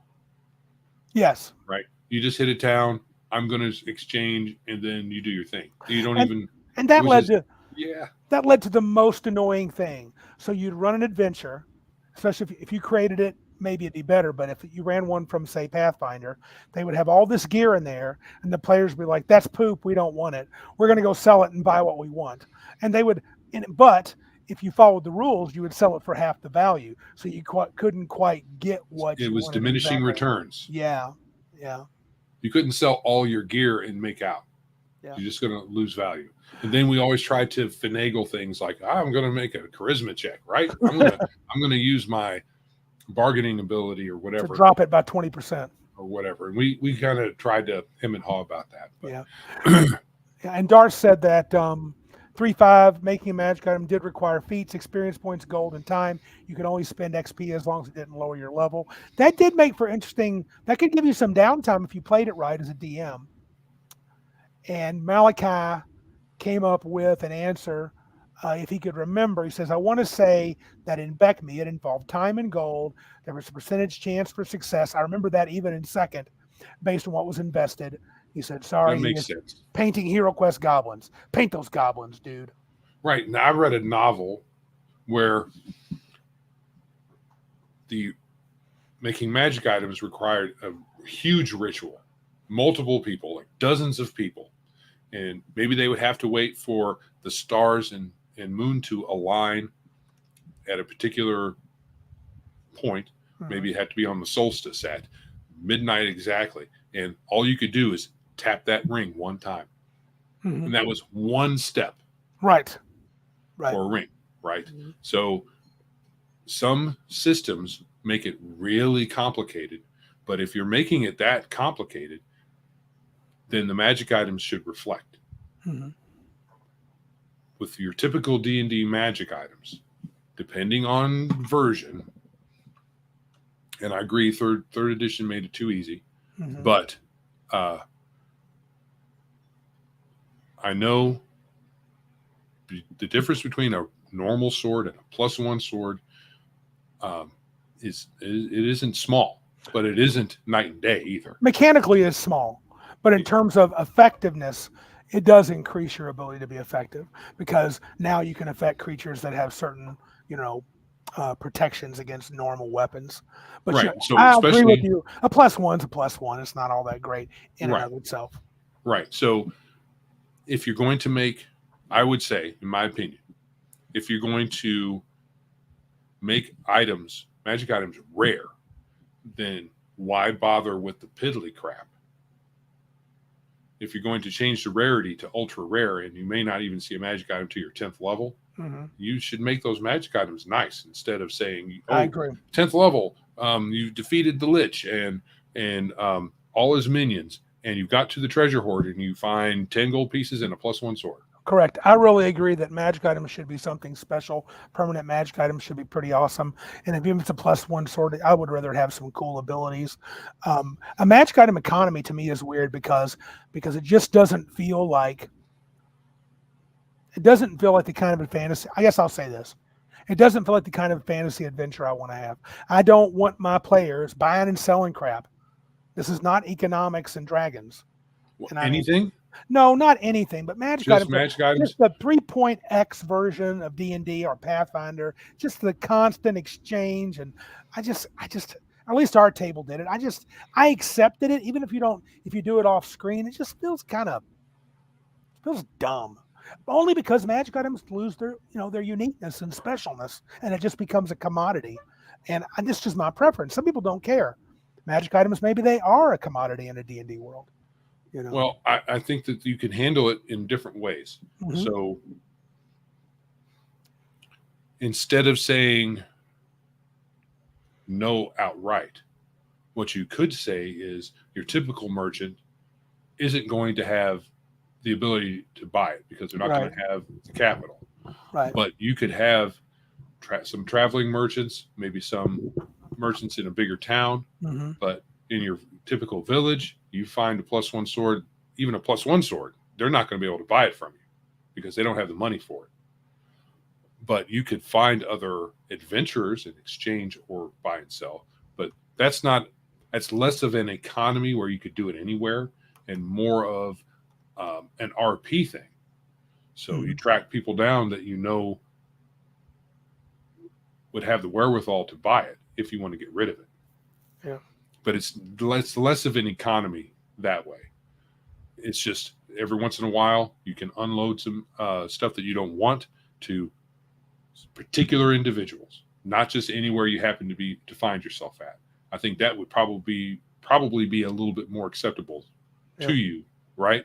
Yeah. Because it's not reasonable, in my opinion, to say that nobody will buy your magic item. Right. That's weird too.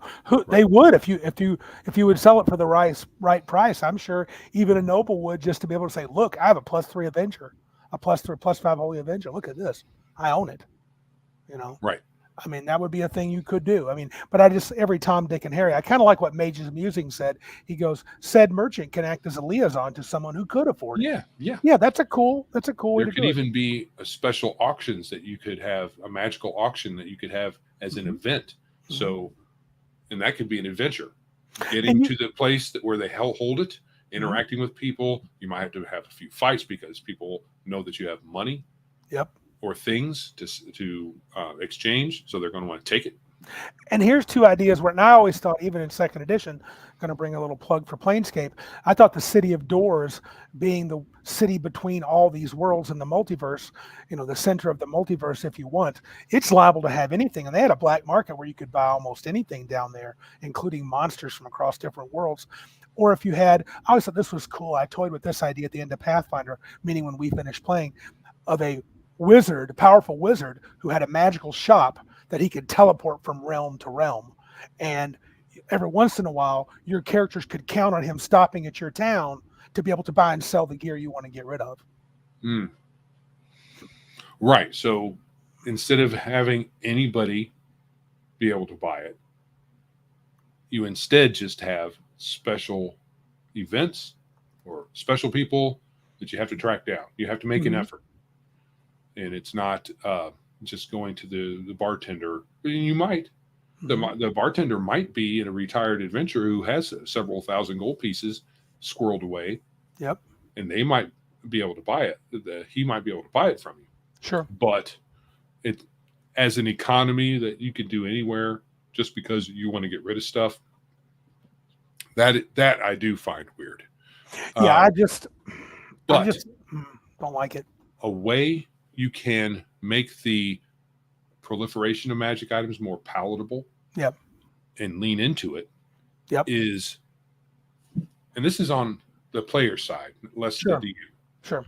As a player, we can accumulate these things and then bequeath them to either servants or descendants. So once we get that domain, we build a vault and throw that crap in there. And maybe, heck, even we could run, as a player, can run an auction and take on the risk of doing so. Yes. So sure. put it on the PCs to figure out interesting ways of getting rid of their stuff without turning it into, hey, I'm going to the farmer and selling my stuff because I don't have time for the town stuff. I just want to go over there and get rid of my stuff and get some gold and go back out. That would be interesting. In one of my worlds, Joe knows that it would be in most of my campaigns. If your party decided, hey, we're going to have a big event, we're going to sell a bunch of magic items, you would get an interesting group of people showing up to buy them or take them from you. I mean, they go, oh, okay, you're going to sell some magic items? No, we don't have 30,000 gold, but we are 8th level and you're 5th, so we're going to kill you. I mean, could be that. But what about just magic items? This is something I didn't have on there. I think I want to give him credit. He inspired me at the beginning. He made a comment about the apparatus of Kawalish, which was an old artifact from first edition. It's a little device that you could climb into. It looked like a little crab monster with pincers, and it was an artifact. Right. Boy, that's a weird little item. It is. Like a little tank that go into the water. There's that. There's the machine of Lumnamad. Correct. That's a big organ. Was it the organ of the mighty servant of Luco, which was basically what are those called? A mech. Yeah. Essentially a magical mech. Oh, El just popped in. He's awake now, buddy. I was giving you props for your apparatus of Kawalish. I was saying that's a pretty oddball little dude. And how about the teeth of Dalvar Nar? Yeah. Dude, I'm pulling my teeth out, stick a tooth in, and I get a cool power. It's so easy to yank a tooth out of your face, isn't it? It's just easy. Yeah. And we would take a tooth out. Sure you are. Hand of Vecna, slice, put it on. Yeah. Head of Vecna. Yeah. You have to be a dark person to be willing to do that. Now, let us artifact. The eye, there's also an eye of Vecna. Gonna pluck your eye out. Pluck my eye out. No, you're not. No, you're not. You're, really not.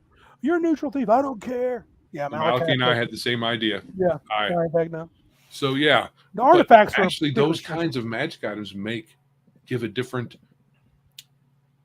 feel to your world. So if you have lean into crap like that, then your world can be a little oddball. It doesn't. Not everything has to be just a more powerful sword. In fact, I was going to say, if +1 swords, or even just +1, +2, +3, all that nonsense, if that gives you a heartburn, you can have the +1 sword be non-magical material. So this is a high-grade sword. It gives you +1 to hit and damage, but it's not necessarily magical. In 3rd edition, didn't they have masterwork weapons that would do something like that, or just +1 to hit?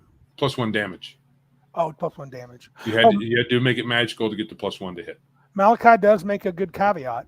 If you lost your eye already, then the Eye of Vecna might be a decent replacement. If you can just lose your eye, wake up one day, where did I put my eye? I can't find it. Well, use crit tables and go old school. Yeah. Take triple damage, your eyeball gets ripped out of your head. You need a restoration spell.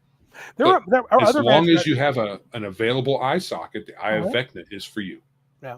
Martinson mentions a comedy one, Head of Vecna. That was a joke, I think, in Knights of the Dinner Table. The Head of Vecna it was also an internet meme for a while. Oh, was it? A joke. An internet joke. I don't know. What? It might have been a Watch the Adventure that they did on like April Fool's Day. I can't recall. Yeah. Some people were saying they actually did trick their party and went through 2 or 3 people before they realized that the Head of Vecna wasn't a thing. Oh, Malachi, he is pushing for the Eye of Vecna. Just say your character is missing an eye from the start. Dude, there you go. A little flavor. Adding a little flavor to the mix. Flavor Flav. But you don't have to do artifacts. I mean, there was like Robe of Vermin, but that was kind of a cursed item. Oh, sure. What about an immovable rod? You just stick this rod. I get there could be some utility, but it just sounds weird. I just set this rod 5 feet in the air and it just stays there. And then you have another one instead of 5 feet ahead of it or above it, and then you can use it to climb anywhere. Correct. I get it. Yeah. Malachi's on fire. He says, and if the DM says no, call him an ableist. Perfect setup. Right. Perfect. Yeah. But yeah, so I just thought, and we could go. There's lots of websites. I was Googling a few, and they got all sorts of weird magic items in D&D. But I think if you have a few of them in your setting, or if you want to say magic is wild and crazy, you never know. Cursed items. I've heard like Robe of Vermin. I've read somewhere. I don't know if it was in the books or just someone in a Dragon magazine saying maybe that's just a cursed magic item. One that while you were trying to make a robe of stars and you screwed it up and became a robe of vermin. A robe of vermin is one you put on and then you get all these bugs all on you and they drive you Kills crazy. You instantly, no saving throw. I think the new version, because it's 5e and nobody can get hurt, just doesn't let you act instead of killing you, but it used to kill you. So, well, the thing is, you find a stash of magic items. Mm-hmm. Depending on the version, you can't even use Identify to tell if it's cursed. Right. Okay? Because you could, but you still have to put it on. Right. To identify it, depending on which version. You can't just touch it. And when you did put it on, bam, gotcha. No he was good at that. He loved those gotcha moments. So there's no way to know. And it is kind of a screw the player move to just dump a cursed item where what you would normally do is put the magic item on because there's no way to know. And then it kills you. And there's several of them. The Robe of Vermin is the only one. I'm fine with it if it's an artifact or what's the other one? There's an artifact and then there's another thing in that vein. That's a powerful magic item. Relic. Relic. Okay, yeah. Relics and artifacts can have side effects and downsides, stuff like that, because they're super powerful. Right. I get that. What's the other one? There's not a Vorpal sword, but there's a sword. Well, maybe it's a ring. Sword of sharpness? Ring. Yeah. Right. That could have a curse on it, turn you into a vampire after a while or something like that, or some other undead. Sure. So all of those things I can understand distributing. But just to screw you. Cloak of poisonousness. There was a cloak of poisonous that would just kill you. Something like that. No save. Those things are just screwing the player for no real good reason. It's not even interesting.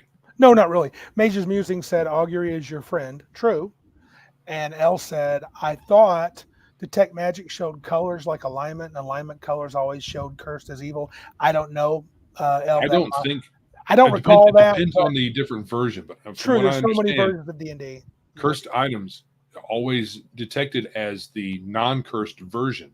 Yeah. And there was no real way to tell. I know, if you happen to have a cleric in your party and they happen to have augury prepared, you have access to it. Maybe you don't put on any magic items and you take them all back to town so that somebody can cast an augury. But that's not really. I think that just makes the game more. Makes it less fun. Yeah, I think you can have curses or drawbacks on items like you said, like they have like you could have a really powerful sword, a sword called maybe he calls him the. There's sort of cost. It's cursed. No, it's but powerful. You could have maybe there's a +2 sword, and it's called Perfection, right? And it thinks it's the best thing on the planet. And if you take it, if you try to do anything but melee with him, you get penalties because he literally fights you. He makes it difficult. He starts shaking in the sheath. Maybe he has an intelligence score. He can talk to you. He's harassing you. He's like, why are you using that stupid spear? Why are you using that mace? Well, it's a clay golem. I don't care. I'm Perfection. You know what I'm saying? Right. Use me. So that would be, but you can make it really tough to where you want to use it. But every once in a while, you're like, I don't really want to use the sword. And he's like, oh, you will use me. So, you will suffer me. Right. So, and I understand this. Darthiak says, I would let a wizard that is willing to study the item before use to find out that it is cursed, but just identify or detect magic alone. Yes. How much time will that take? And how willing should we all be as players to go and do that study piece for every magic item that we find? Because that's what we'd have to do. You could, I think a cursed item randomly placed somewhere in the campaign that's not auto dead, but kind of a little hampering and not great is not bad. But if you're going to have really, I always thought it'd be cool if you had to go to a dead mage's tower, everybody said, look, this guy was a moron. He could never make good magic items. They never really worked, but he did make a really cool ring. We need you to go find it. Be careful picking up the crap he has in that tower. Right. That would be a clear warning. Hey, if you just grab a gauntlet or grab a sword and put it on your belt, it's probably going to be one of that crazy mage's, cursed items. Or what if those cloaks, instead of instantly killing you, they inflict a condition on you that if you wear the cloak long enough, you will die, or you'll turn into a cockroach or something. Or maybe the condition becomes permanent, and you could always tease them and say, "Look, it's still +2 protection, but it drains a hit point every day or every month that you wear it." Right. So like permanently drains it. That would be interesting. I think that's more interesting than just, you put on the cloak and you're dead. Oh, thanks for the magic item. Yeah, I agree with Mage's musing. Telegraphing potential curses and pitfalls isn't a bad thing. Clues and hints the players ignore at their own peril. Correct.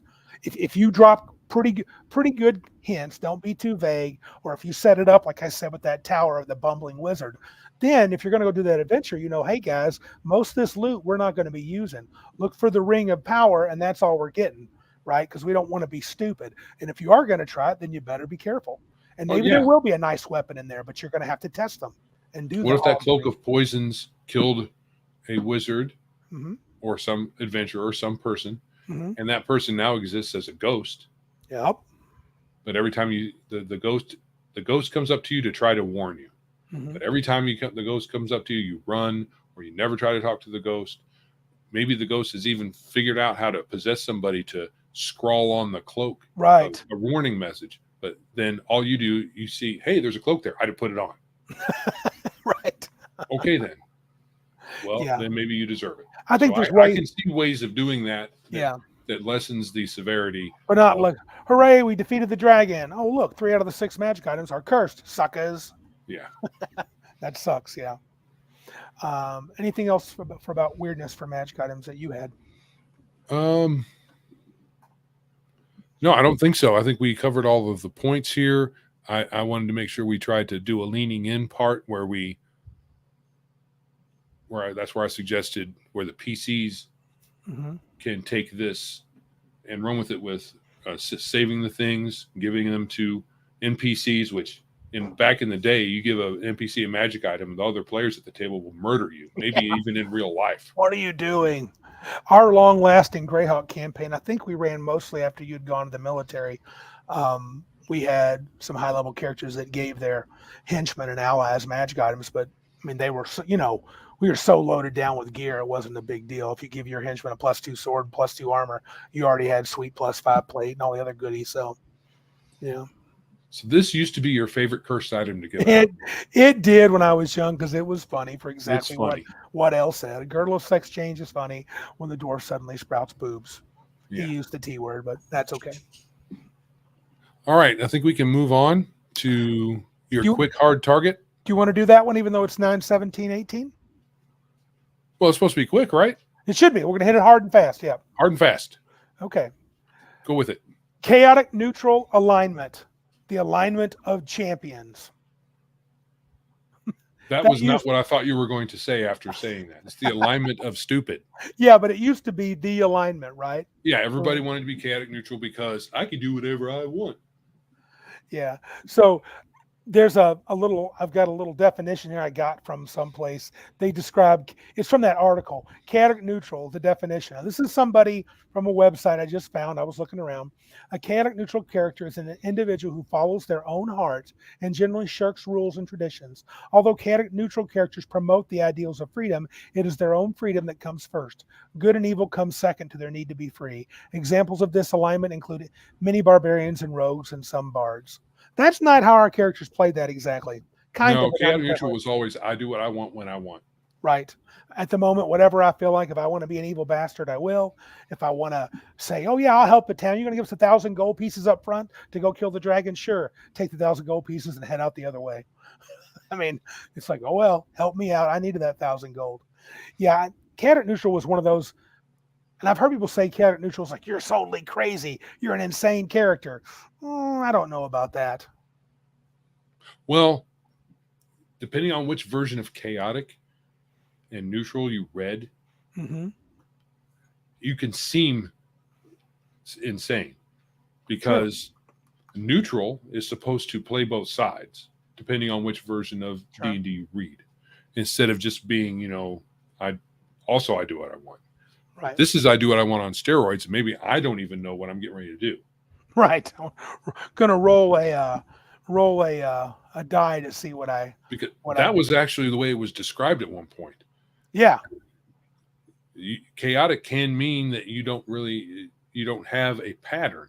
It's not just individual freedom. I think that's a more recent version of chaotic than back in the day. I remember neutral because druids could only be true neutral, and they have to balance everything they do. Yeah, they have to balance their good and their evil.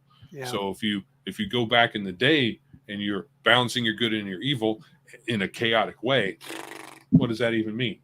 Yeah, I think chaotic neutral a lot of times was just default for the players at our table to do whatever they wanted and steal and also be considered heroes and murder and also to consider to get help from the local good priest to get healed. I think Mage's Musing has it. He says chaotic neutral is a great alignment to play, but yes, not everyone gets it. Having a clear definition of what the alignment means in your game is important. Yeah, and I think this is what he's saying, the game at your table. You may have to massage that alignment if you're going to use the D&D alignment system, because you may not like the way characters take it and say, nope, that's not my interpretation.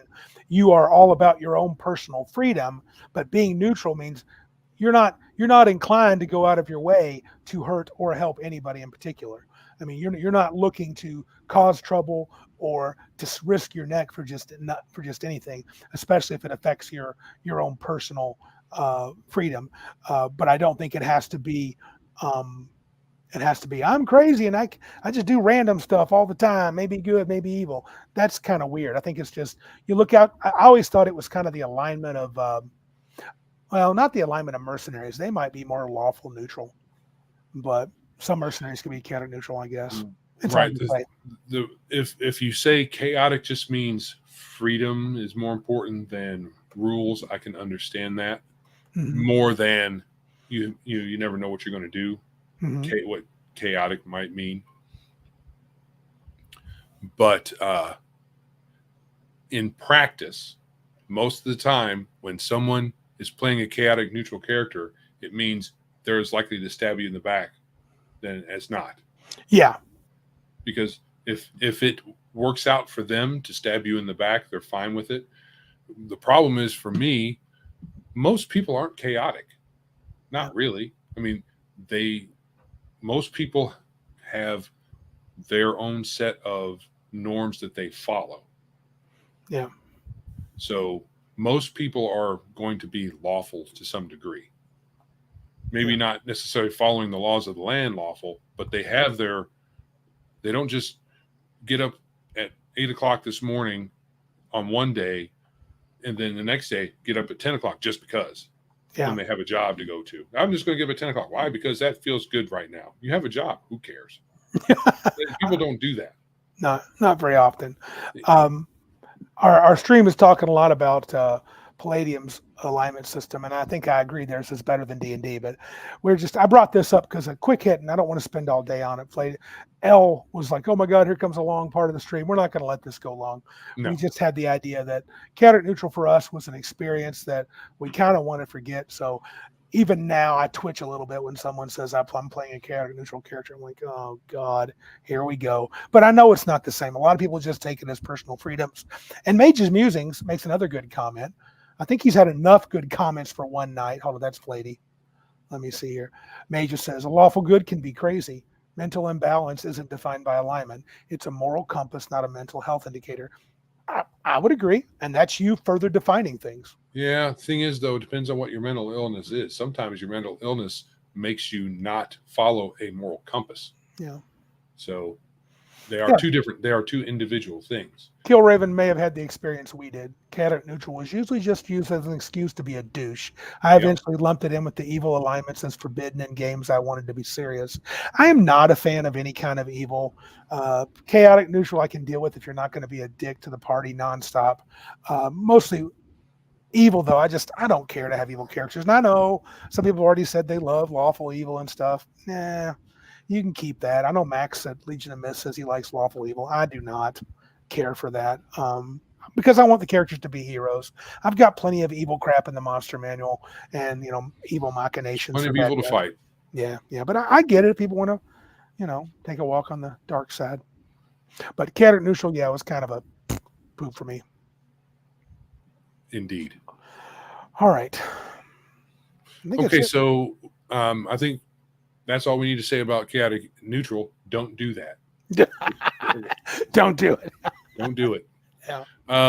So are we ready to move on to random geekitude? Yeah, I've hit a bunch of it with the Big Geek Con. I've already talked about it, but let me kind of pitch it again because it's the big thing coming up September 22nd and 23rd, 2023 at the 4 Points Hotel in Saginaw, Michigan. You can still get your tickets at tabletop events. Just check out Big Geek Con. They're $30 for 2 days of incredible awesomeness. We're going to have 16 tables. I don't know if they're all going to be full. We'll run with what we have. Can always use more DMs, board game players, card floppers. If you're into that, that can be an event too. So if you're thinking about doing an event, it doesn't have to be D&D. It doesn't have to be an RPG. It can be play some Magic. I think Darth Theek mentioned he was interested in that. And my Big Geek Adventures, Tygon's Falls, check it out on Big Geek Emporium, as well as Horde Wars. That is cool. Yes, that's going to be there too. Yeah. I'm going to address this. Do it. Flady says, what is a hero? Palpatine and Prosek, I don't know who Prosek is, are both heroes from a certain point of view. I don't think so. Palpatine is not a hero. I mean, what you could say is Palpatine kind of united a lot of people under rule of law, Yep. their boot on everybody's neck kind of rule of law. Mm-hmm. And maybe there was a sort of peace for a certain time in the Empire. Maybe. I don't know. I don't know the lore very well. Mm-hmm. Oh, Malachi says, yeah. No, coalition states are evil. I agree. I understand the leadership of the coalition states are evil bastards completely. So no, they're not heroes. Yeah. So I'm not sure where you can. I understand that people like to say everybody's the hero of their own story, mm-hmm. but to me that's kind of moral relativism, and I don't like it. But it's a game, so who cares? A person noted for feats of courage or nobility of purpose, especially one who has risked or sacrificed his or her life. That is a hero. Palpatine does not fit that definition. Mm-mm. He was sneaky, conniving, manipulative. To get what he wanted. Yeah. Certain point of view. Okay. What? From the bad guy's point of view? Okay. Why does that matter? Yeah, I guess I'm not a moral relativist. I mean, I think there's good and evil, but to each their own.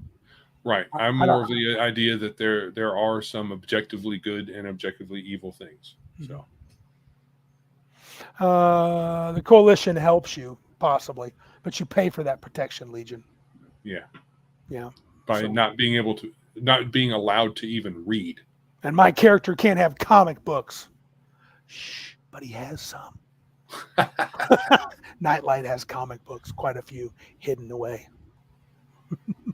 Jedi are baby stealers. That might be. They might do that. And that makes them bad guys. Yep. So only Yoda's a good guy. He didn't steal any babies. Some of the things that the second set of 3 movies, they really kind of muddied the waters. Because in the first set of 3 movies, you only had 1 Jedi. Right? Right. Well, no, you had 2 until Obi-Wan died. Right. And I guess you could consider all 3 of them Jedi because 2 of them still were alive as Force ghosts, so maybe there were 3. Right. But 4, because Darth Vader became, obscured at the 3rd movie, became Force ghost and all that stuff. So anyway, mm-hmm.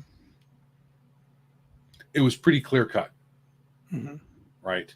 Yep. Who knew that they stole babies? Was that part of the actual lore, or did that come into the books and then get folded into the second set of 3 movies? Maybe the claim is Obi-Wan stole. He didn't really steal Leia and Han, though. Oh, he stole them from Vader.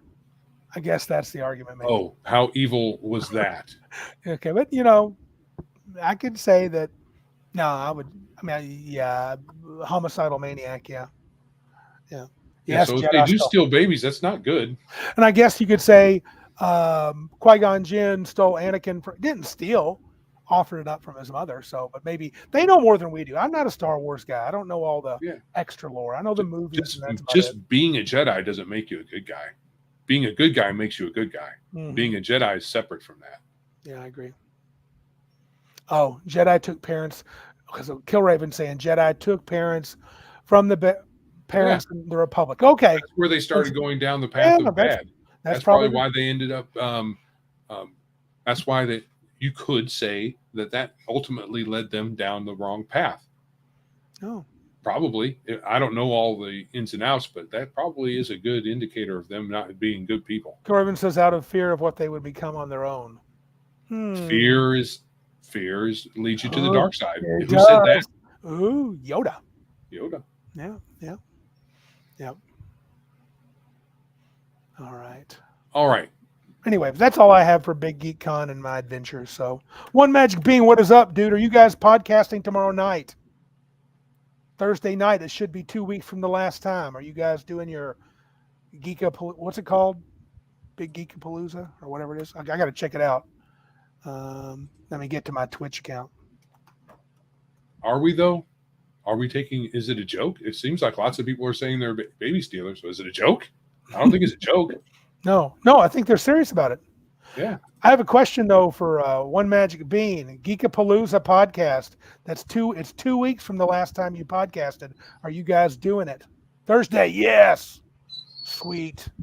They are podcasting. Check out Geekapalooza with our buddy One Magic Bean and Larry. And yes, do that. Yeah. All right. I think we need to get going because Elizabeth is looking at me and getting ready to do the pee-pee dance. Take us away, baby. Thanks, all right. everybody. Good night. All right. If you'd like to support our show, please like, subscribe, and share us where you are listening or viewing the show. Check us out on the socials as well, especially Twitter. If you'd like to support us with your money, you can go over to PayPal, Streamlabs, Ko-Fi, Patreon. We are in all of those places as long as they exist. You can go to our website. The website you should really go to is Big Geek Emporium. Yes. We got a lot of stuff there. A lot of it is free. And if you have any questions for us, email us at thegeeks@biggestgeekspodcast.com. You got anything else? I got nada. Nada? All right. Let me get my things lined up here. Get your things lined up. They're all lined up. This is Joe. And this is Randy. And remember, if you can't be big like us, then be geeks like us.